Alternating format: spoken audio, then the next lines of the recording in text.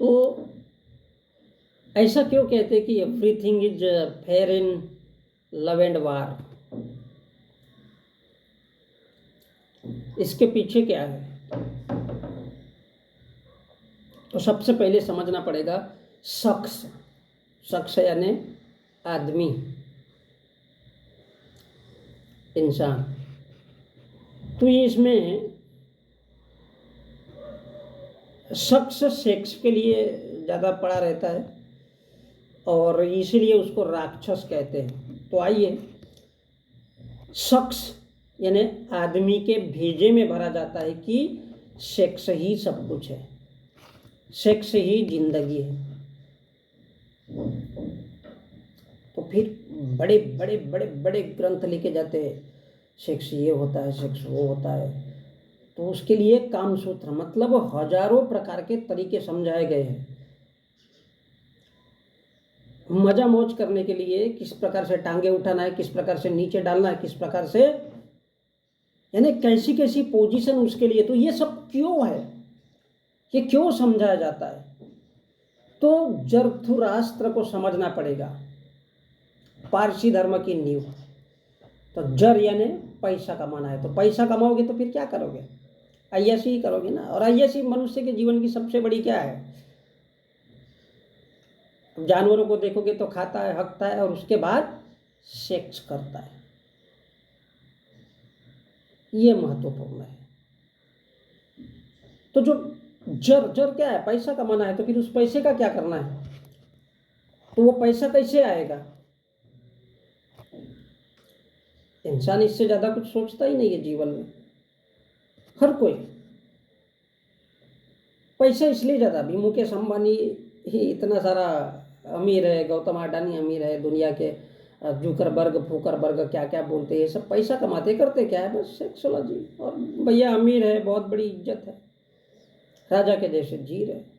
तो अब दूसरा है जर यानी पैसा, थूरा यानी थेरा। थेर थेर मीन्स ठोस विचारों को। अब थेरा राधे, अब राधे को स्त्रीयत्व देने से जिससे लोगों को बड़ा प्रिय लगे तो उसको फिर राधा बनाया जाता है। यानी कुल मिलाकर के ये राधा, राधे, थुरा, थेर ये सब क्या है? प्योरली विचार है, क्योंकि विचार क्रांति पैदा करता है। और इसलिए जो वर्ग वर्ग विशेष एक विचारों का जन्मदाता है और उसी को राधे, धेरा, थेरा, धेड़। तो फिर इसमें क्या है? समता है, बराबरी की भावना है स्त्री पुरुष के लिए। तो इसलिए समता का प्रतीक है क्या? थेर, विचार, क्योंकि विचार सब में बराबरी की भावना को उठाता है। तो फिर उसके विपरीत भेद करना सीखना चाहिए या सिखाना चाहिए। तो इसलिए जो समता का प्रतीक है, तो फिर साढ़े, अब ढाई करना होगा।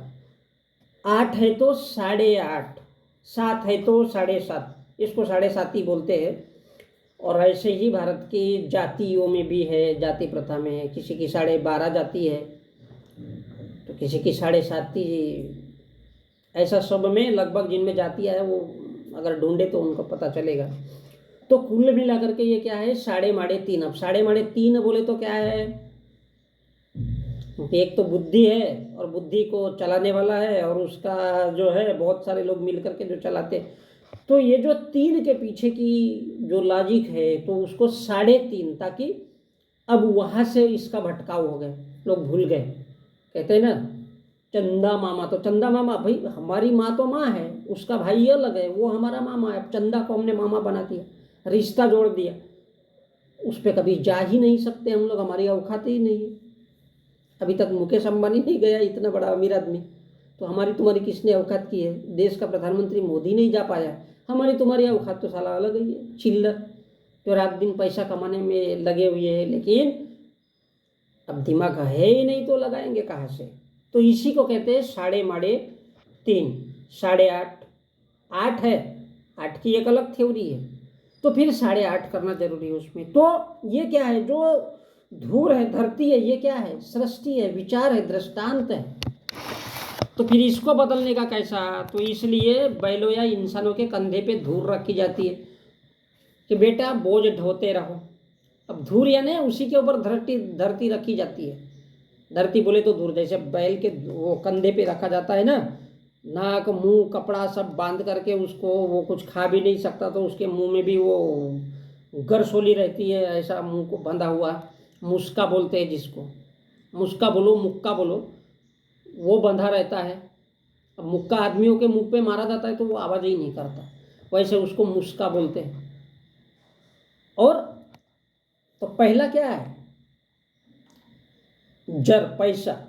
दूसरा क्या है? थूरा, विचार, इसी से बनता है जरथुरास्त्र। और तीसरा है अस्त्र।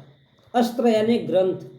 अब चड्डी कैसी पहननी है, नंगा रखना है तो फिर पहनाना कैसा है, रहन सहन कैसा हो, चड्डी पे चड्डी बनन गैंग वाला हो या फिर फुल पेंट वाला हो, तो फिर ग्रंथों के लिखे हुए सड़े गले परंपरा रीति रिवाज संस्कृति का बेटा बोझ उठाते रहो। संस्कृति का, परंपरा का बोझ उठाते रहो। तो जर यानी पैसा कमाना है, तो पैसा कमाने के लिए परंपरा चलानी पड़ेगी। और परंपरा चलाने के लिए अब जैसी शैली है, शील है, इंसानों के विचार कैसे होने चाहिए, तो ये कौन तय करता है? ग्रंथ, अस्त्र तय करता है। जो लिखा गया है कि भैया जो हमने प्रमाणित किया है यही सत्य है, ग्रंथों में। तो ये क्या है? विधि का विधान है, धार्मिक ग्रंथ है, सबके अलग अलग है। तो कोई क्रांति ना करे, विरोध ना करे, उससे पहले ही अपने विचार उसके ऊपर थोप दो, वो परास्त हो जाता है, उसका अस्त हो जाता है। जब वो परास्त होगा तो खुद को भूल जाता है, उसके विचार नष्ट हो जाते हैं, उसका विचार, उसका थेर तो गयो, तो अपने आप पैसा आएगा। अब कैसे? तो यही शख्स को, आदमियों के समूह को समझाना है, प्रवर्जित करना है, प्रवचन सुनाना है, उपदेश देना है, प्रवचन देना है। वो प्रवर्जित हो गया, इसी को समझाना सत्संग है। भोजन की जगह परोसना है क्या? प्रेम, प्यार और सेक्स। क्या समझाना है? प्रेम, प्यार और सेक्स। तो everything is fair in love and वार। अब सुधांशु त्रिवेदी जी कहते हैं कि अब यह देखिए, जंगल में ट्रेन नहीं चल सकती, एरोप्लेन पानी में नहीं दौड़ सकता है, पनडुब्बी जमीन पर चलती है। लेकिन ये सब पॉसिबल है अगर ग्रंथों में लिख दिया जाए और कहानी सुना दिया जाए, और सुनने वाले हो तो जो मूका है, जो बोल नहीं सकता है, वो भी सुन लेता है। वो कहते हैं ना, बहरा सूंघे। अब जो मूका होता है वो कभी बोल नहीं सकता, और बहरा है तो बेचारा सुन नहीं सकता क्योंकि उसको आवाज नहीं जाता।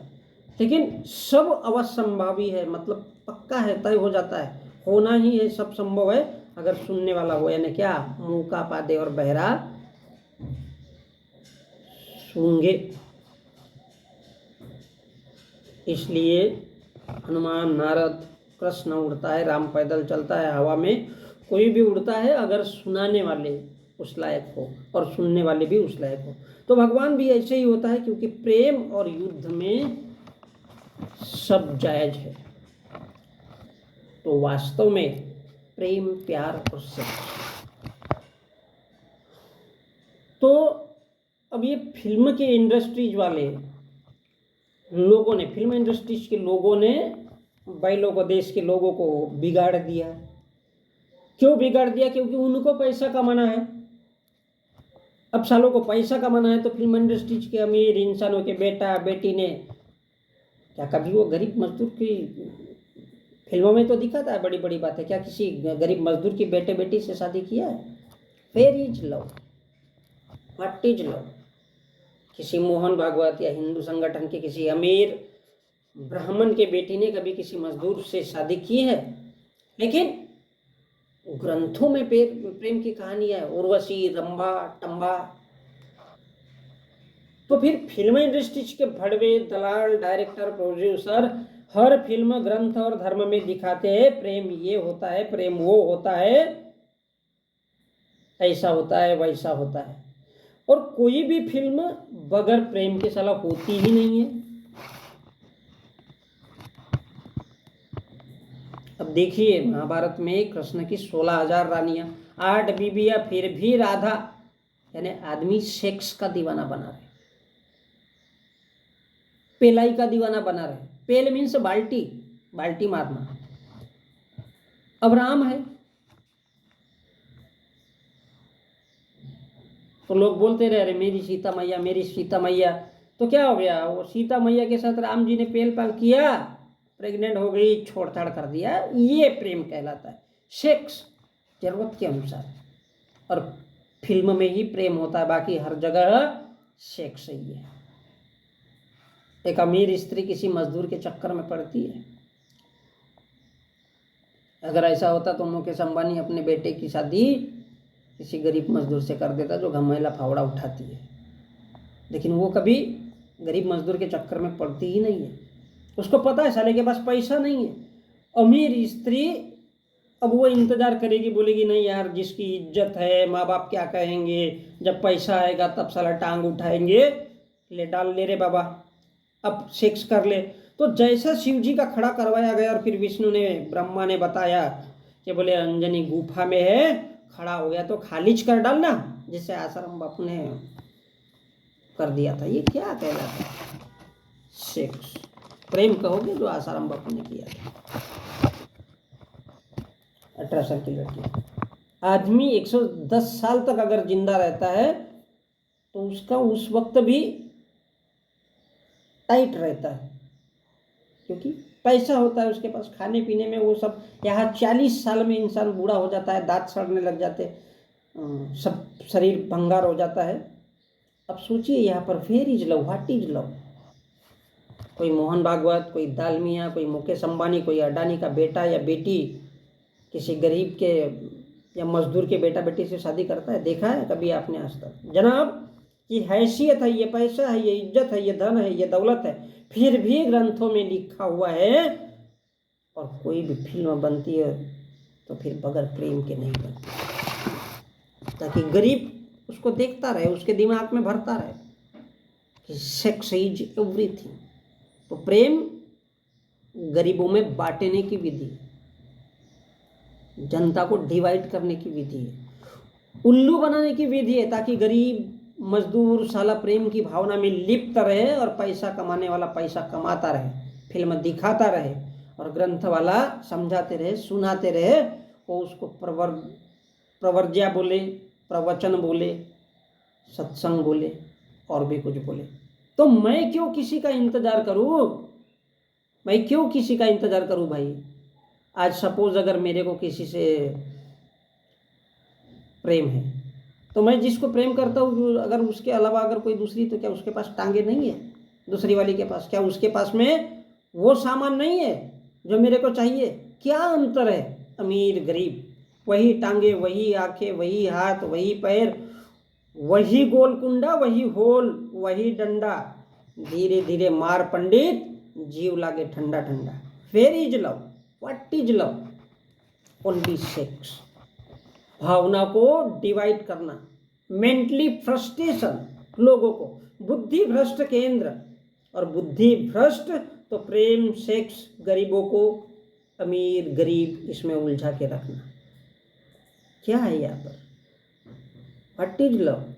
पैसा प्रेम है, समता, बराबरी, आजादी, स्वतंत्रता, बुद्धि, ये प्रेम नहीं है। ये प्रेम नहीं है, कभी किसी को आज़ादी नहीं छोड़ना। और ये जो सारे नियम हैं ये गरीबों के लिए है, अमीरों पर कोई नियम लागू नहीं होता है, इसलिए अमीरों की औलादें बिगड़ती नहीं है, एक ही लाइन से चलती, क्योंकि उनको भावना से, भाव से, विचारों से इज्जत, धन दौलत और शिक्षा दी जाती है, और गरीबों को मूर्ख बनाया जाता है गरीबों को पढ़ाया जाता है कि प्रेम ये होता है, प्रेम वो होता है, उसको दिखाया जाता है। अमीरों को बाप की दौलत, इज्जत, शोहरत का पाठ पढ़ाया जाता है और इसलिए उनके बच्चे कभी बिगड़ते नहीं है। तब जाकर के उनके पास पैसा होता है, दौलत, इज्जत, पैसों की कद्र करते हैं। और गरीबों को दृष्टिहीन और अंधा बनाया जाता है कि प्रेम ये होता है, प्रेम वो होता है, और सब कुछ सेक्स है, 10 मिनट का शौक है। बुद्धि, दिमाग, मन, मस्तिष्क का इस्तेमाल करो।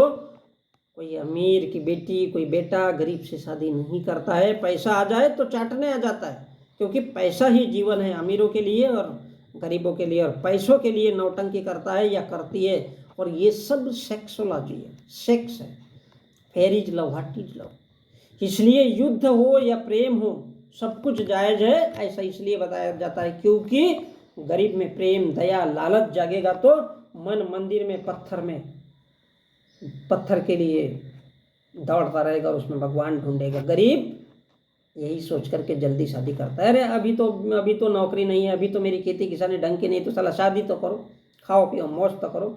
सेक्स में, स्त्री में वो लिप्त रहता है तो अपने आप भिखारी रहता है, क्योंकि उसकी बुद्धि वही भ्रष्ट हो जाती है, दिमाग। और इसलिए कहते हैं कि स्वतंत्रता, आज़ादी, इसकी बात कभी कोई नहीं करना चाहता। तो आज हम 21वीं सदी में आ गए, आज हम 21वीं सदी में आ गए, लेकिन वही घिसी पिटी बातें करते हैं कि प्रेम। तो बंधु, ये सारा जो खेल है ये बुद्धि का है, विचारों का है। और इसलिए इंसान, स्त्री पुरुष सेक्स में लिप्त रहता है और यही तो नरक है। पागल हो जाता है, बूढ़ा हो जाता है, मर जाता है, उखड़ जाता है, राक्षस बन जाता है, स्त्री पुरुष के लिए और पुरुष स्त्री के लिए। लेकिन दौलत पैसा नहीं कमा सकता है, इसलिए गरीब मजदूर को राक्षस कहते हैं। जिसे जिंदगी मिलने के बाद 2 आंखें और बुद्धि रहने के बावजूद वो सोच नहीं सकता है, समझ नहीं सकता है, तो स्वाभाविक है कि वो प्रेम भक्ति भाव में डूबा रहता है। और इसलिए कहते हैं everything is fair and love. बुद्धि भ्रष्ट केंद्र प्रेम नहीं, सेक्स कहिए जनाब, क्योंकि पैसा ही प्रेम है और इंसान प्रेम वासना में इसलिए लिप्त रहता है। तो बुद्धि सो जाती है, वो कहाँ से क्रांति करेगा, वो कहाँ से जिएगा। और ये सब गरीब बनाने के इंसानों को धंधे होनी चाहिए। सब समाज में बराबरी होनी चाहिए, उसको प्रेम कहते हैं। आज़ादी होनी चाहिए, उसको प्रेम कहते हैं। स्वतंत्रता होना चाहिए, उसको प्रेम कहते हैं। इसलिए इंसानों को प्रेम वासना में लिप्त रखा जाता है, ताकि उसकी बुद्धि भ्रष्ट हो और वो कभी लड़ न सके अपने अधिकार हक। वो केवल मंदिर जा सके, वो केवल मस्जिद जा सके, वो केवल चर्च जा सके, और सारी जिंदगी भिखारी। इसलिए उसको प्रेम वासना में दबा करके फिल्म इंडस्ट्रीज हो, ग्रंथ हो, किताबें हो, ये सब सिर्फ नौटंकी कहानियां गढ़ी जाती है। बुद्धि